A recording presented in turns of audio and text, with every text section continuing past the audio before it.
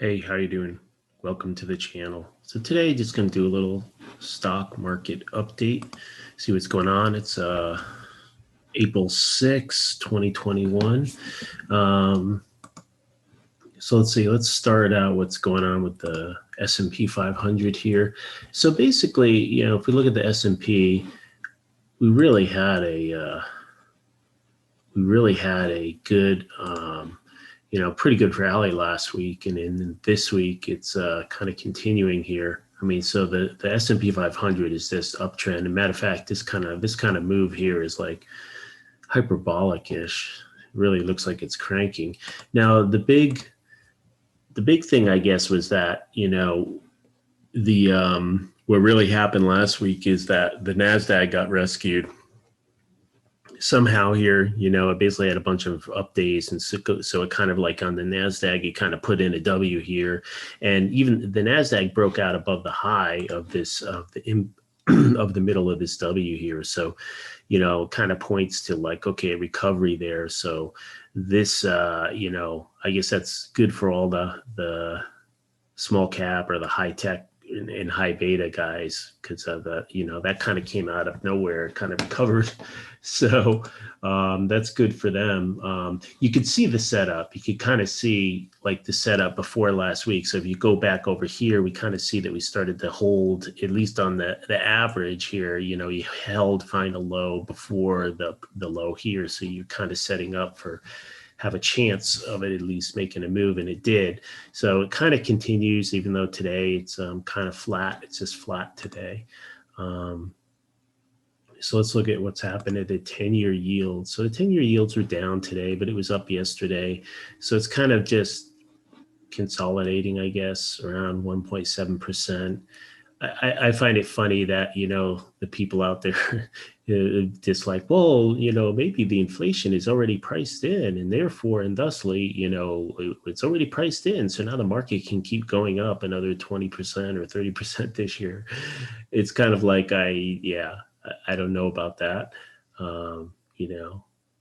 If something has a move like this, this much of a move, it's pretty normal for it to pull back and consolidate before continuing its move. The simple fact is that there is a trend in place, and picking the end of a trend is like, in this case, picking end of a trend is picking a top, and vice versa. If it was going down, you're picking a bottom, and that's historically very, very dangerous thing to do. It doesn't work very well. It's very difficult to pick a bottom. So here we're in an uptrend. We're kind of flattening here. You can see that, I'd say we're kind of stabilized around 1.7. But really the uptrend's still intact here. All the moving averages are still, moving up. So we'll see. I think it's kind of interesting, because I think what's really helped save some of the high beta stuff is really the dollar came off its highs. So the dollar had been running up here, and then the dollar, like end of last week and today, kind of stopped going up. So today the dollar's down pretty decently. So that should be normally, I guess, encouraging for stocks. Now it kind of hurts stocks if the dollar's going up too much. So, but once again, we have this turn. Now this one's like early in its turn. So, because the way this is setting up, you can see that, well, this could turn into a consolidation and then continue to go down. I mean, it's possible for sure, but it also could be a turn. I mean, it looks more of like, hey, it's turning the corner, and it's going to switch to being, instead of from a downtrend to an uptrend. So if dollar keeps going up and rates start going up, I think that's what's the confusion is right now. The confusion is that, look, this, I would be very doubtful that this move is done. I mean, let's look at it from a purely technical point of view. You have an uptrend, and you have no sign there that this uptrend is stopping. You have sign that the uptrend is consolidating right now, but that's about it. Now, of course, that can change, and the interest rates can plummet, and that's fine. It can do that, but right now, betting on it, we basically a bunch of people out there that are betting that interest rates are going to come down. They need them to come down. They need them to come down. It's like, well, betting against that chart is like it's a losing proposition, because you're basically looking at a chart here. You have nothing of any potential setup of a top pattern, and you don't need a pattern, right? You could just all of a sudden just start really, something could change and start selling off massively. But you, you know, as I said, it's like picking a top. So let's look at the some of the more high beta ones. So this is what I see in some of these charts. So some of the high beta ones, the problem with these guys is that, yes, they got a bailout. Like late last week, they kind of got a bailout. They had a couple good days, but then like this week and late last week, they're really not completely following through. So even though it's up 5%, you look at it, it's kind of just an intraday bar from yesterday's sell-off on like end phase. So the problem is that it didn't, this one, so for end phase, for example, did not break above its previous high, and it failed to get above the 50 at this point. So that's very negative. You know, like if you were shorting a stock, if this is not financial advice, you know, you would look to maybe, if you were trying to put in, you would look to short maybe when it fails at the 50 or it fails here. That would be a place that maybe a swing trader would try to get in on, right? And then here is some of these like Arcimoto is just sort of kind of dead wood right now. And let's see, it's a GameStop is just holding up, you know. So that one is yeah, I don't know what's going on. I don't know. Is this really the Wall Street Bets people just hanging on to this thing? I don't know. It doesn't really make much sense. I mean, I would just imagine. See, the problem now is that this thing is probably so overvalued. See, the thing is, when you have something like a GameStop and they're in trouble, at some point someone might come in and buy them out. But the problem is the Wall Street Bets people have bid this thing up so high that, you know, if you're someone trying to come in there and you're like, well, you'd have to buy like some kind of premium to what it's trading. So if you're, you know, if you're back here, and you know, I don't know. I mean, I think we can check the numbers, but they're losing money. So like, so that's the point. So if you're back here at $10, it's trading at $10. You know, someone, you know, some hedge fund or buyout firm can come in and come up with a plan to kind of pull whatever values out of that company, buy it out, and you know, basically offer double or, you know, 50% premium on it and buy it, right? So the problem is that it's just like, give me a break, right? It's like okay, yeah. So back to this. So basically, if you know, when the price is really low and beat up, that creates opportunities for someone to come in and buy it out. Now the Wall Street Bet people have come in and bid this up to a point where, look, no one can come out there and buy it. I mean, who's going to be able to come out there and buy it at $200 a share and get some value out of the company? It's like not possible. So in a way, it's like maybe this Wall Street Bets thing is its own worst enemy, you know. Who knows? So let's look at like Neo. So this is another one. So now we had set up, and we were talking about this last week, how these had these similar forming W pattern. Now here they kind of went through with the W, but like a lot of these guys, so it's interesting. The composite index overall broke out of the W to the upside, but a lot of these stocks, like the Neos, the Teslas, they failed. They couldn't break over the middle. So Neo couldn't break over the middle. Tesla, it couldn't break over. I mean, it got right to it, but really, you know, I mean, Tesla maybe can turn around, right? Maybe it can if it can find some support in here to get back over. But basically what you're seeing is these things they failed at the 50. Many of these failed at the 50, and that's hugely significant. And this one here, even this one broke out above the W, but look, it's failed to hold the 50, to get above the 50. So that's very, you know, that's very bearish. I mean, if you're looking at that from like a trading kind of perspective, it's just very bearish. And, you know, this is not uncommon for when things implode. See, this isn't a dip. That's the problem. That's not a dip. That's like, okay, that's like people liquidating their position. It's like companies and stuff liquidating their position. These companies that decide, look, we've gotten what we got out of it, we're done with it for now. They're not just going to magically come back in and provide that kind of volume and stuff. They're just not. So this whole concept that, you know, you buy the dip, these aren't dips. That's the problem. You know, this is not a dip. This is a full bore correction. So, uh, it's kind of funny because I just look at like these guys like the Kevin dude and stuff, and it's like fun, and the stock trading is fun, and it's like, yeah, for me back in 99, stock trading was fun, but it's really not fun anymore because it's just because you cannot escape the reality.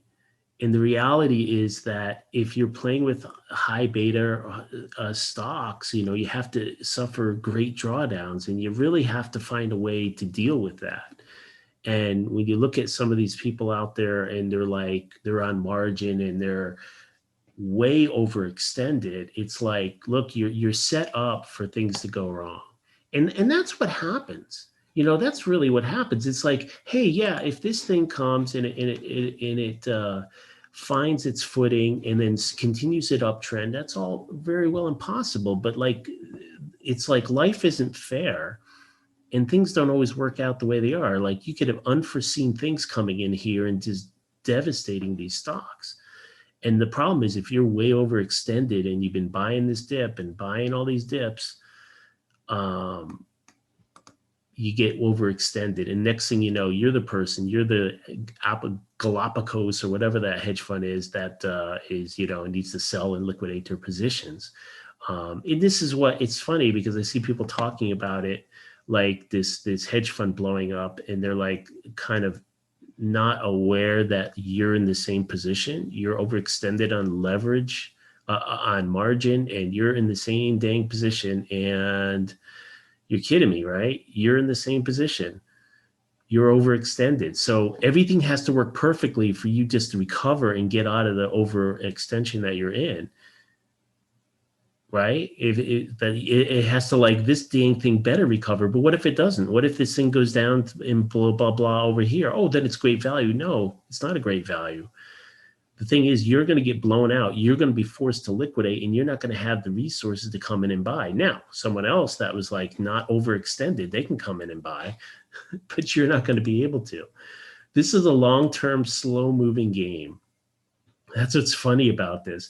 That's what's funny, because you look at the hedge, like the high frequency people, and you look at it, you say, well, gosh, they're not thinking more than like a millisecond. So a millisecond is, 10 to the minus 3 seconds. So, a second, would be 1 second, 2 seconds would be 2 seconds. Well, a millisecond is 0.001 second, right? So it's 1/1000th of a second, right? So it's very fast, right? And you kind of think about it, and they say, well, this short-term thinking of the high frequency traders, and they're thinking so short-term and they're not thinking long-term. Well, yes and no. That's 100% wrong. They're thinking long-term. I mean, they do the trials. They do all the trials and stuff. So they kind of they have this idea. They know that every trade, they have to get their probability of success up, and they have to be covered and make sure, blah, blah, blah, so that every second that there's an opportunity, they're taking advantage of it to make money, but for the long term. Because they're not going to sit there and say, well, I'm going to do the wrong thing for a week and a half and blow out my account doing stupid crap. They're just not going to do that. They're going to do stuff that has a probability of success, and that's what their focus is. That's why they go to such a short time frame, because if they go to a very short time frame, they basically can guaranteed success of making some money out of the trade, right? And that's kind of the direction they do, but they do it for the long term. They do it so that when you're out here and you're reporting, what you did this year versus what you did last year, you're making money on a yearly basis. So they really are focused on the long term, but they're connecting the two barbells of the very, very short term, the millisecond, with the quarterly earnings reports. So, yeah, for those people that are suffering and think it's a crash, it's not a crash. This is just a great bull market. So let it run. If you're upset that your stocks aren't doing what you want them to do, well, it's a very simple thing, right? It's a very, very simple thing. Maybe it's not the market that's the problem. Maybe it's you that are the problem. And it's so funny because everyone likes to blame everyone else for their problems. I do it as well. I mean, it's a human thing to do. But the problem is, it's like, I think about how powerless you are in that situation. If you're not going to be happy unless you change what other people are doing or what's happening, which you have literally no control over, but you don't really want to admit that, how miserable is your life? It can be pretty miserable at times if you take it too hard. But the other thing, if you realize, well, I'm the problem, then you know, then you can change you. You can make decisions, for yourself. So when you're out there, like, hey, looking at the growth stuff and in the composite, hey, this is actually very good. It's actually a very nice long setup. You got something that came out. It's still relatively not too far away from that. So it's actually a good place on the average. It's just that, that's a really good question to dig into. Like there must be the larger tech, higher quality stuff must be making up the slack, because some of the lower cap stuff must be. But see, Tesla, yeah, so I wonder, there must be like, I don't know what kind of stuff is in there. We can look at that, but what's bringing that up? But like, if some of these little guys are not doing too well. I mean, this XPEV, this might have a chance because it got really close, and if this really starts coming back up, it might be a nice setup to break the 50. And I'm sorry, to break the 50-day in that. Well, I think that's it for this one. So hang in there. It's all good. Trade slow.